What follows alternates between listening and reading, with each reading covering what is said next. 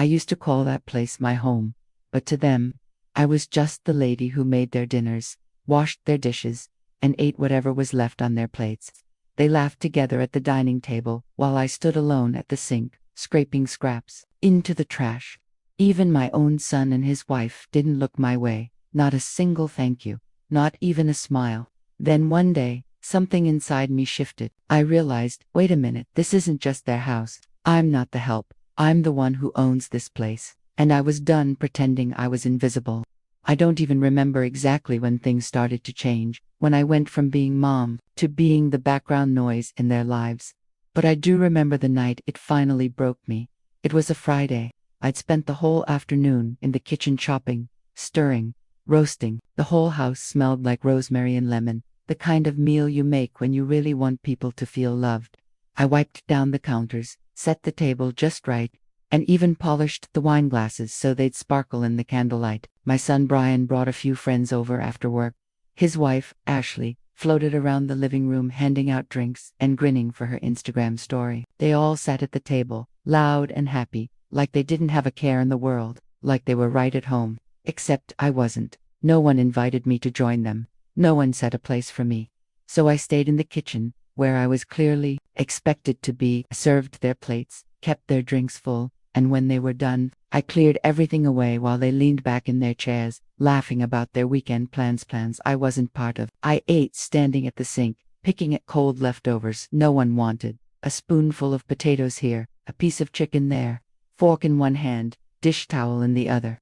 I listened to them talk about their jobs, their vacations, their silly little stories as if I wasn't even there, as if I was just the maid. My own son, the boy I raised by myself after his father left, the boy I worked 2 jobs to support. He sat there watching me wash his dishes and never said a word. That was the moment it hit me. I wasn't family to them anymore. I was just the help. I couldn't sleep that night. I laid on the couch, the same one I'd bought years ago. The one Ashley always said looked outdated, and stared up at the ceiling. The dishwasher hummed in the background, but all I could hear was their laughter echoing in my head. They'd gone to bed, full and happy, while I lay there empty and forgotten. I kept thinking, how did it come to this?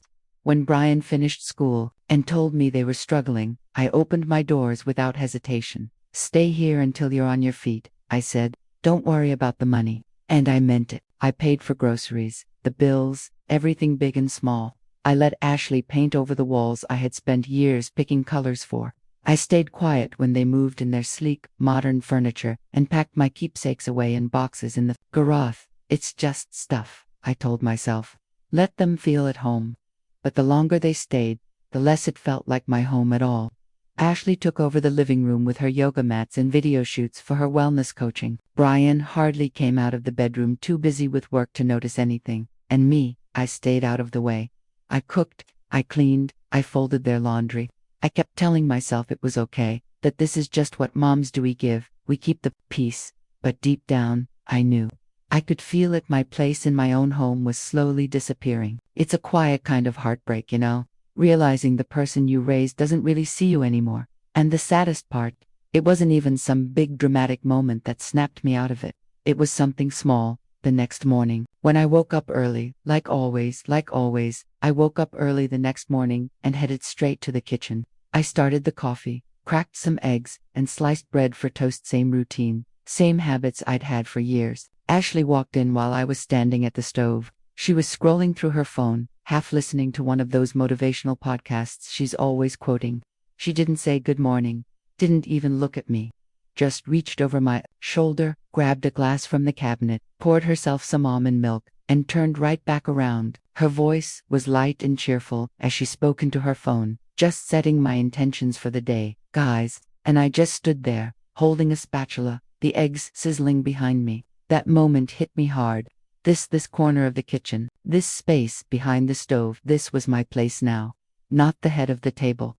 Not the one they leaned on, respected, or even appreciated. I was just the helper, the one who cooked, cleaned, and stayed out of the way. I didn't finish the eggs. I turned off the stove, sat down at the kitchen table, and stared out the window at the backyard I used to take such pride in. I remembered planting those flower beds with my bare hands, I remembered the little bird bath Brian picked out with me when he was just 8 years old. So many nights came flooding back, nights when I came home from my cleaning job exhausted, barely able to stand, but still made sure Brian had dinner, clean clothes, and everything he needed for school. I gave him all I had, every bit of energy, every sacrifice. And now, I wasn't even sad. I wasn't mad. I was just done. That morning, I didn't say a word. Not to Brian, not to Ashley. I finished my coffee, rinsed the cup, wiped the counter just like always. But this time, my hands didn't shake. For the first time in a long time, I felt calm. Certain. I went upstairs and opened the small suitcase I kept tucked away in the back of my closet. I hadn't touched it in years. I packed a few clothes, my toothbrush, and one photo Brian, as a little boy at the beach, grinning with his 2 front teeth missing. That was it. No big goodbye, no dramatic speech. I wasn't going to explain myself to people who hadn't bothered to see me for years. While they were still asleep, I quietly gathered the last of my things, my wallet, my ID, a few keepsakes I couldn't leave behind, just the things that were still truly mine. I walked through the house one last time, running my hand along the banister Brian used to slide down as a kid. I passed the hallway where his school photos still hung, the kindergarten picture, the one where he wore that crooked little tie because he wanted to look like a grown-up. It was all still there. Every piece of love I had poured into this life. But the people living in it, they weren't really mine anymore. I closed the door, gently, behind me. No slamming, no drama, just peace. I rolled my suitcase quietly down the steps, got into my car, and drove away. No one noticed I was gone. Not yet. That first night alone, it was quiet. Too quiet. I stayed in a small motel on the edge of town, the kind with rough blankets and a tiny TV mounted high on the wall. I sat on the bed, my suitcase still zipped at my feet, and looked at my phone. Nothing. No missed calls, no texts, not from Brian, not from Ashley. I don't know what I expected. Maybe some worry, maybe at least one message that said, "Mom, where are you?" But there was nothing. And that silence, it was louder than anything they could have said. So I sat there and scrolled through old photos on my phone, birthdays, Christmas mornings, family dinners, those moments that used to mean something. I spent hours making those memories perfect, setting the table just right, baking cakes from scratch, lighting candles to make everything feel warm and special. I swiped through the photos on my phone. There was Brian, smiling as he blew out birthday candles, Ashley, striking a pose at the dinner table like it was her personal photo shoot, and me. There I was, always in the background, holding the wine glass I picked out, cooking the food, cleaning up, snapping the pictures. Always behind the camera, never in the frame. I was the one who made it all happen, but never the one who got to just be in it. Never the one anyone held or celebrated. Just the one who held it all together. For a second, I thought about calling them, maybe explaining, maybe trying to make sense of it all. But then I remembered all those nights I stood at the sink, washing their plates while they laughed in the next room. Never once did they ask me to join them. Never once did they pull out a chair for me. So I didn't call. I just laid down on that stiff motel bed, the rough blanket pulled up to my chin, and stared at the ceiling until the sun came up. Still no messages. Still no missed calls. And that's when I knew. It wasn't just that I felt invisible to them. I was invisible. Worse, I was replaceable. The room smelled like bleach and old cigarettes, even though the sign said it was a non-smoking room. The blanket was thin and scratchy, like the kind that never really keeps you warm. There was a tiny microwave in the corner, one plastic chair by the window, and a TV bolted too high up on the wall, playing some loud infomercial I couldn't focus on. I sat on the edge of the bed, phone in hand, refreshing the screen over and over, waiting, hoping, maybe Brian would notice, maybe he'd care, maybe Ashley would say something, even if it was in her usual clipped tone. Nothing, not a single word. The silence was louder than anything they could have said. I ran my hand down my face, feeling the heaviness in my bones. It wasn't just tiredness, it was the deep ache that comes from knowing how easy it was for them to go on without me, after everything I'd done, the meals, the bills, the love. I bent over backward for years to make their life smooth, comfortable, livable, and it didn't matter. I pulled my knees up to my chest and sat in that ugly plastic chair, staring out the window at the motel parking lot. A couple was arguing by a silver minivan. A man loaded bags into the trunk of an old dented sedan. Life kept moving out there. Just regular people doing regular things. And inside, my world had been turned upside down. I thought about that house, every room I painted with care, every curtain I'd hung, every corner I had poured my love into. I pictured the grocery list still stuck to the fridge, my handwriting all over it. The pantry, full because I kept it that way. I thought of how Ashley had reorganized everything because my system wasn't pretty enough. How she wanted to throw out furniture I paid for, one piece at a time. They changed everything, replaced it, covered it up, and I let them. But sitting in that motel room, something finally clicked. The house was still mine. I never signed it over. Not because I planned to hold on to it, but because Brian always said, "No rush, Mom, we'll figure it out later." Later never came. And suddenly, that one little thing mattered more than anything else. I sat there, feeling it, a quiet, steady burn of anger starting to rise. Not the loud, screaming kind, not the kind they might expect from a woman who had finally had enough. No, this was colder, clearer. It was clarity. They had forgotten something. While they were busy laughing and waving me off as the woman who just keeps the house running, they forgot that everything's a roof over their heads. The power, the water, the walls, was mine. I was the reason that house even functioned. They took it all for granted. But I didn't need to scream. I didn't need to beg. I didn't even need to explain. I had something far more powerful than their approval. I had the paperwork. I had control. I looked down at my phone one more time. Still nothing. So I powered it off and tossed it onto the bed. They weren't looking for me, but they would notice soon enough. And when they did, oh, they were going to feel it. Because I wasn't coming back as their servant. I was coming back as the storm. It took 2 full days before Brian noticed I was gone. 2 days of no meals being made, no laundry folded, an empty fridge, a quiet house.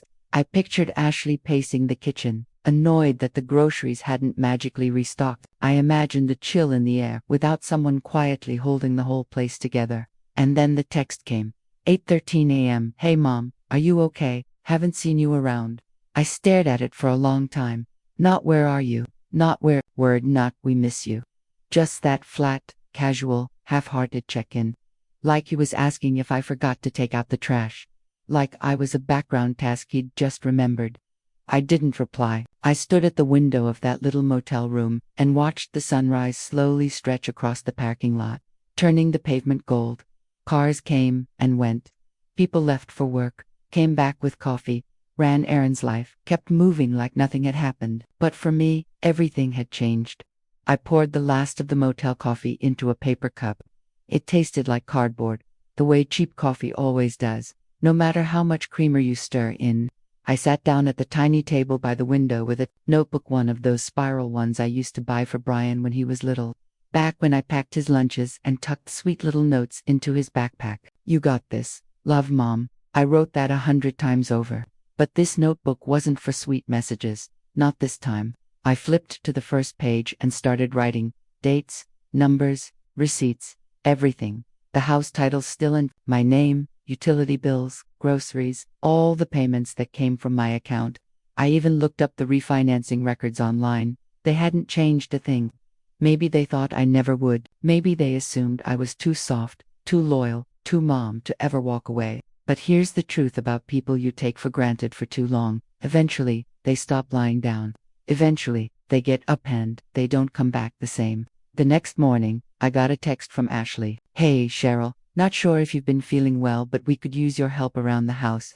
Things are a little crazy right now. Let us know when you're coming back." Your help. Like I was the maid who just stepped out for a break. Like I was staff.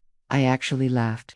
The sound surprised MIT was sharp, bitter, nothing like the warm laugh I used to have. It didn't feel good. It felt like something breaking, like a knife twisting. I set the phone down without answering.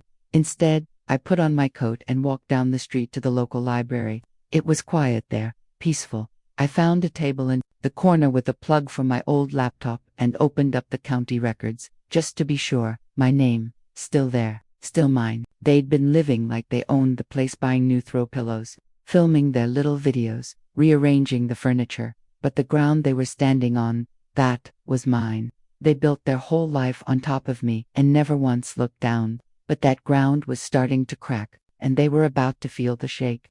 Silence makes people nervous. It's like holding up a mirror they can't stand to look too long. Brian and Ashley were so used to my yes, to my quiet way of making life smooth, that I don't think it ever occurred to them that I might stop showing up, that I might just stop, but I did. On the third day, Brian finally called. I let it go to voicemail. His voice was casual, like he was just checking in. "Hey Mom, just wondering where you've been. Ashley's a little stressed. Things have been kinda busy around here without you. Give me a call, okay? Busy around here, without you. Like I was the broken vacuum they were waiting to fix. Not, we miss you. Not, are you okay? Not, I'm sorry." Just a note about how inconvenient my absence was. On the fourth day, the tone changed. Ashley texted again. "Cheryl, we really need you back. The kitchen is a mess, the laundry's piling up, and Brian's stressed out with work. Please just let us know what's going on. You can't just leave like this." I read that last line over and over again. You can't just leave like this. The nerve, the entitlement of it hit me like a wave, like I was their employee, like I needed permission to step away, like I owed them something. And that's when it truly sank in. They hadn't just stopped seeing me as family, they had stopped seeing me as a person. But that was about to change. I actually laughed again, not because anything was funny, but because it was unbelievable. They really thought I owed them an explanation. That after everything, I was supposed to apologize for stepping away. Like my role in life was to endure, to serve, to just keep showing up. Even while they treated me like I didn't matter. I set the phone down, my notebook still open in my lap, and just sat there. Let the silence stretch out like a wall between us. Then I started thinking not about what I'd lost, but about all the little things they probably hadn't even noticed they depended on me for. How the toilet paper didn't refill itself. How the pantry didn't magically stay stocked. How clean towels didn't fold themselves. Every small kindness I gave without being asked. Every soft task I did without being thanked. Those things felt different now. They felt like power. Because now that I wasn't there, they were starting to realize the wheels weren't turning anymore. And I wasn't planning a return, I was planning my next move. Because walking away was just the beginning, the real power that came from what I still owned. A week went by. Then, one morning, I heard a knock at the motel room door. 3 soft taps, hesitant, unsure, like someone knocking who didn't know if they'd be welcome. I didn't open it right away. I stood there, hand on the knob, just listening. Then, another knock, louder. "Mom, are you in there?" Brian's voice. It cracked just a little, just enough to show a hint of fear. Not panic, not heartbreak, just that uncomfortable edge of someone realizing they may have pushed too far. That maybe, just maybe, the person they ignored might really be gone. I opened the door slowly and left the chain on. There he was, Brian, my son. Same messy hair, same slouched shoulders, but something in him looked tired now. Puffy eyes, circles under them like he hadn't been sleeping. He leaned against the doorframe, hands shoved in his jacket pockets. His voice was soft. "Mom, what are you doing? Why are you here?" I didn't answer right away. I just looked at him. Really looked. The boy I raised. The man who'd watched me scrape his dinner plate without once offering me a seat at the table. He shifted awkwardly, cleared his throat. "Ashley's freaking out. We didn't know where you went. You could have at least told us. At least." That phrase made my jaw tighten. "I'm not your maid, Brian." My voice was calm, flat, but I saw the way he blinked, like those were words he'd never even considered, like he hadn't once thought of me as anything else. He ran a hand through his hair and let out a breath. "Look, I get that you're upset, okay? But you can't just walk away from us. From family. Family. That word hit me like a slap. Because they only used it when they wanted something. When I was cooking, folding, paying. When I was bending myself in half to hold their lives together. But when I was standing at the sink, eating leftovers in silence, they didn't treat me like family. They treated me like I didn't exist." My voice stayed steady. "I didn't walk away from family, Brian. I walked away from people who stopped seeing me as a person." He looked like he wanted to say something. His mouth opened slightly, but nothing came out. Just silence, that stunned, heavy kind that hangs between people when the truth finally lands. I didn't open the door any farther. I didn't invite him in. "You should go," I said quietly. Then I shut the door, gently, no drama, just the soft click of the latch locking into place, but it sounded louder than any scream.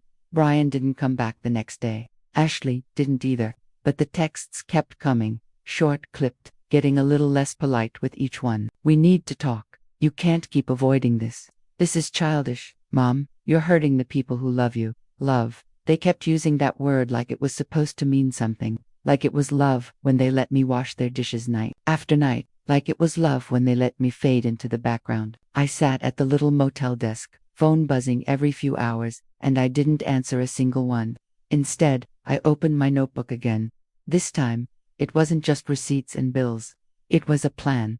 I called a lawyer the next morning, not out of spite, not for revenge, but because I was ready to take my life back. The woman on the other end of the line was calm, professional.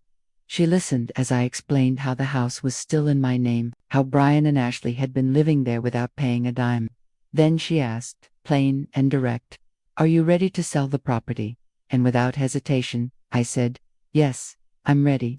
We scheduled the first filing that same week. For the first time in years, I felt like I was standing on solid ground again. I felt my breath come easy for the first time in a long while. I wasn't yelling. I wasn't begging. I wasn't trying to explain myself to people who didn't want to listen.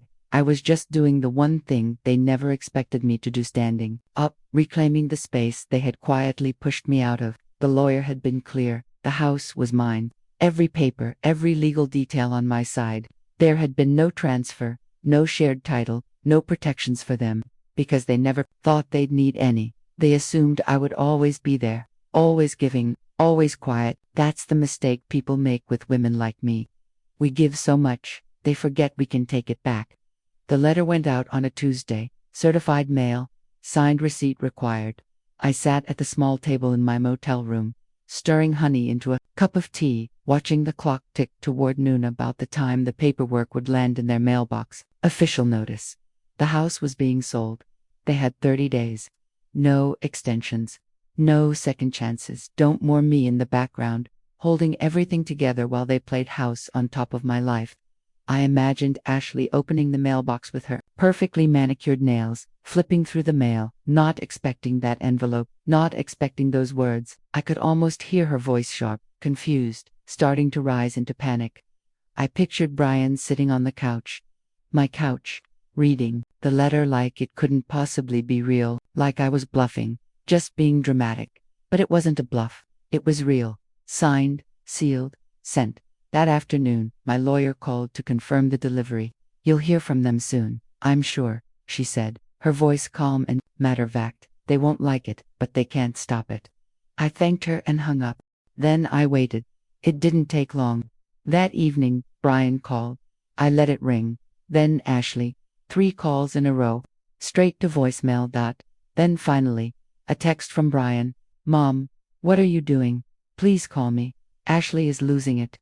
We can't lose the house." There it was. Not "we're sorry." Not "we understand." Just fear. Fear of losing the comfort, the home, the life they thought they were entitled to. I put the phone down, leaned back, closed my eyes, and for the first time in years, I felt a full breath move through my chest, without pain, without weight. I never wanted revenge. I wanted respect. And if they couldn't give me that, then they could give me distance, because I was done standing outside the life I paid for, waiting to be noticed. The next voicemail from Ashley wasn't angry. Not at first. Her voice was soft, syrupy, like she was trying to sound worried, but really just fishing for control. "Cheryl, we're really worried about you. This isn't like you.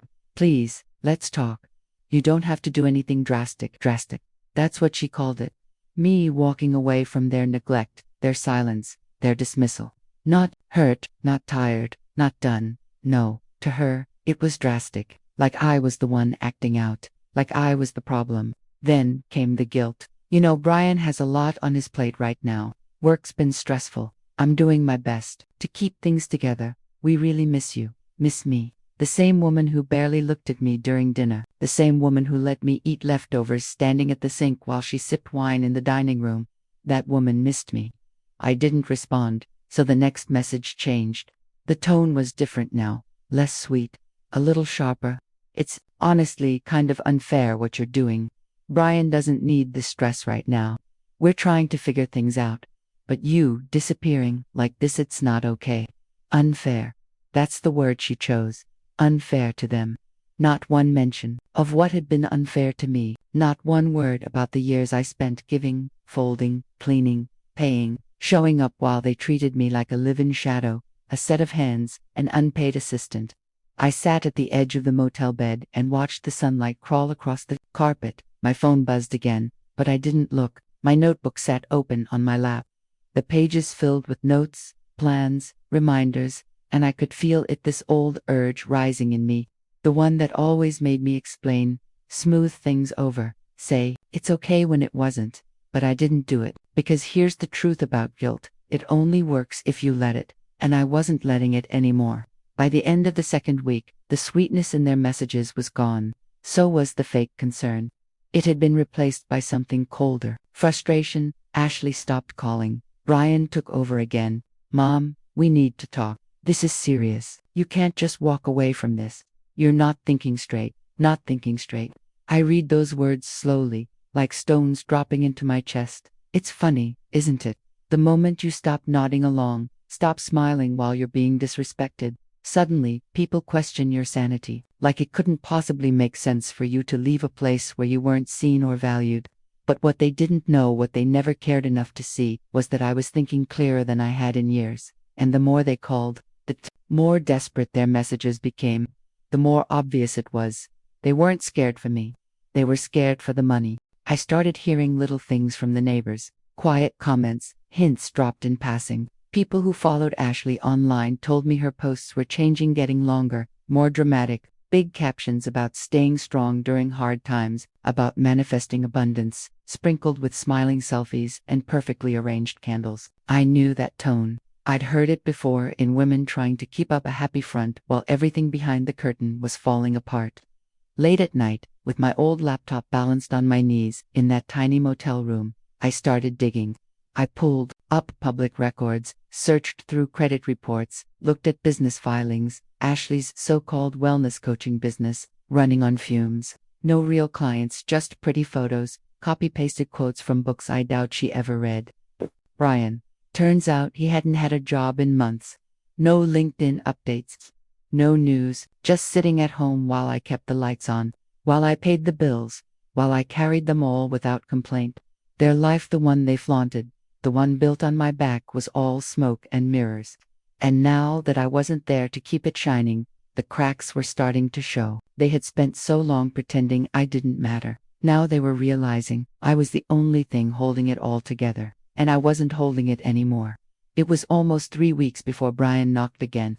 This time, it wasn't gentle. No soft knocking or hesitation. 3 hard raps, sharp, frustrated, not the sound of a son missing his mother. The sound of a man watching his comfort fall apart. I stood on the other side of the door, palm flat against it, steadying my breath. I took my time. Then I unlatched the lock and cracked it open. There he was, Brian. He looked worse than before. Eyes dark, hair a mess, jacket too big on him like he'd lost weight without meaning to. He gave me this little half smile, the one he used to flash when he was a kid and knew he was in trouble, but thought he could charm his way out of it. Hey, can I come in? I didn't move. I didn't say anything. He rubbed the back of his neck. Look, I know things got tense. Ashley's stressed. I'm stressed. We've all been going through it. I shouldn't have let it get this far. There it was. The thing that was almost an apology, but not quite. He wasn't sorry. Not really. He was just making excuses. Blaming the stress. Blaming the situation. Not once did he say, I'm sorry I let you be treated like a maid in your own home. Not, I'm sorry I didn't stand up for you. Just vague blame, spread thin and soft so it wouldn't feel too heavy. I kept my hand on the door, looked him straight in the eyes. Do you even hear yourself, Brian? His mouth opened, but nothing came out. I could see it in his eyes, the frustration, the panic, the realization that words weren't going to fix this. We're going to lose the house, Mom. We can't refinance without your signature, he said, voice rising. Ashley didn't mean what she said that night. You're taking this too personally. Too personally. That nearly made me laugh. But it caught in my throat instead, sharp and stinging. You stood there, I said, slowly.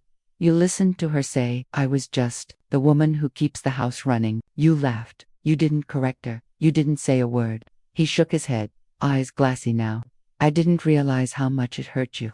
I leaned against the doorframe, staring at him, not the man, but the child I had raised. The boy who once needed me for everything, and now couldn't see me at all. That's the problem, Brian, I said quietly. You never bothered to know what hurt me. His jaw tightened. His lips pressed together like he was holding something in, maybe anger, maybe shame, but nothing came out.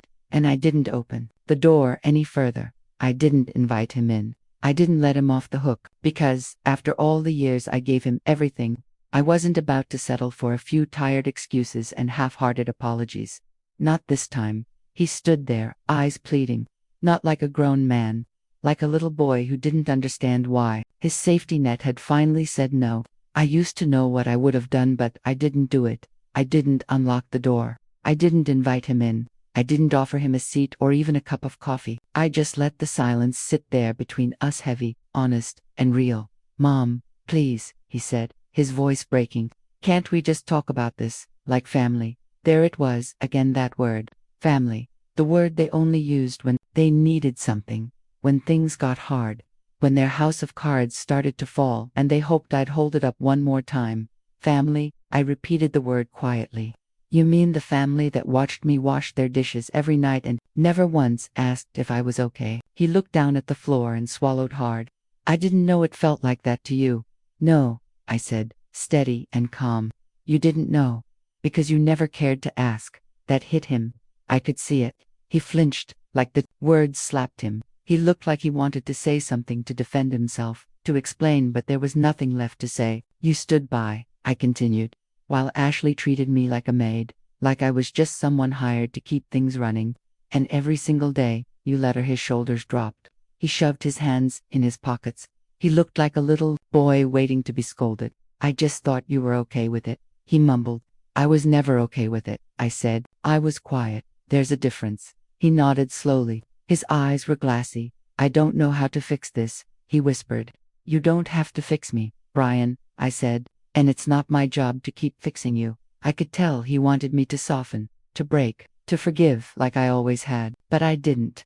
I gave you everything, I said, my voice soft but strong. And you gave me scraps. I took a long, deep breath. You're not losing the house because I'm cruel. You're losing it because you never took care of it, just like you never took care of me. The tears finally came. He wiped them away fast, trying to stay composed. Mom, I don't know how we got here, he said, voice shaking. I do, I replied. You stopped seeing me, and I finally stopped letting you. I didn't slam the door. I didn't yell. I just closed it quietly, because I wasn't angry. I was awake. And for the first time in my life, I was choosing me. Brian didn't call after that. Not right away. I think he finally understood that the usual words, I'm sorry, let's talk, we're family, weren't going to work this time. But the silence didn't mean peace. It meant panic. I saw it online first. Ashley's Instagram went quiet. No more brunch photos. No more yoga poses with bright captions. Just nothing. Then I heard from a neighbor. Ashley's car had been towed right from their driveway. Credit card companies were calling. Bills were piling up fast. The same ones I used to pay quietly, behind the scenes. Their perfect little life. It was falling apart. But I didn't feel satisfied. I felt free. Because this wasn't about revenge. It was about balance. I had spent years giving to people who only knew how to take. And now, without me, they were finally feeling how heavy that load really was. They weren't losing the house because I was heartless. They were losing it because they never respected the hands that held it all together. It was almost a month after I left when Brian knocked again. This time, I knew it was him from the weight of it, not angry, not desperate, just hollow. When I opened the door, no chain this time, he looked even worse, thinner, tired, alone. No, Ashley, can I come in? He asked, his voice barely there. I stepped aside. He walked in like his body weighed too much. He sat on the motel chair like it hurt just to sit. I didn't come to ask for anything, he said, eyes glued to the floor. I know I don't deserve to. I stayed standing. I don't understand how I let it get this bad. You didn't let it, Brian, I said. You chose it. Every time you stayed silent, every time you laughed along, every time you watched me carry everything and decided that was just my role." He nodded slowly. "I was blind." "No," I said quietly. "You weren't blind. You just didn't care to see." He rubbed his face, frustrated. "Ashley's gone," he blurted. "She moved back in with her parents. Said I was useless. Said she was done." I didn't react, didn't flinch, didn't say, "I told you so." I didn't need to. "I thought I was protecting her," he added, "but I wasn't. I was hiding behind her, letting her be the loud one so I didn't have to be responsible." I sat across from him. "Come still, you let her treat me like I was nothing." "Brian," I said, "like I didn't deserve a place at the table in my own house." He finally looked at me, eyes red, voice cracking. "I'm sorry, Mom." The words just hung in the air, soft, honest, but not enough to fix everything. "I believe you," I said gently, "but that doesn't change what's already happened." He gave the smallest smile, sad, defeated. "I know. I don't hate you, Brian," I added, "but I love myself more than I love the idea of what we were supposed to be." His shoulders sank. That line hit deeper than anything else. Can I be part of your life someday?" he asked, voice shaking. I walked to the door, resting my hand on the knob. "I don't know," I said honestly. "But if there's ever going to be a place for you, it won't be one you get just because. You'll have to earn it." I opened the door. "Take care of yourself, Brian." He stood slowly, gave me one last look, and stepped into the hallway. I closed the door behind him, not angry, not grieving, just done. 2 weeks later, the house sold. No drama, no surprises, just paperwork. The place that had once held all of my sacrifices, every meal I made, every tear I cried, every quiet moment I gave while no one was looking, was no longer mine. And for the first time in my life, that felt like a gift. I didn't go back to watch them pack. I didn't need to. I already knew what was in those boxes, the life they built on my back, the furniture I bought, the walls I painted, the comfort I gave, but none of it belonged to them anymore. I moved into a small apartment across town, just 2 rooms and a little balcony that catches the morning sun. It's not big, it's not fancy, but it's mine. The first thing I bought was a table, just big enough for 2. Not for serving, not for cleaning up after anyone, just for sitting, for eating my own meal, hot, fresh, and mine. I started writing again. Notebook after notebook, not about them, but about me. The woman I forgot I was. The one who had always been there, underneath all the years of giving and giving, until there was nothing left for myself. Brian hasn't called again. I don't know if he will. And if he does, I don't know if I'll answer. Because I'm not waiting anymore. I'm not standing at the door, hoping to be noticed. I'm not sitting at the edge of someone else's table, waiting for a seat. I'm not swallowing my voice, just to keep the peace. I'm here, whole, standing, enough. And if there's one thing I've learned, it's this. Sometimes, the most radical thing a woman can do is stop asking for a place at someone else's table and build her own instead. So to anyone out there who's ever been made small in their own home, who's ever been laughed at while they cleaned, who's ever been handed scraps after giving everything they had, hear me when I say this. You don't owe anyone your silence. You don't owe anyone your breaking. You get to choose yourself. And when you do, that's not losing. That's winning. In a way they'll never understand. Thank you for listening to my story. And if you've ever been there, to tell me in the comments, because your voice matters. It always has.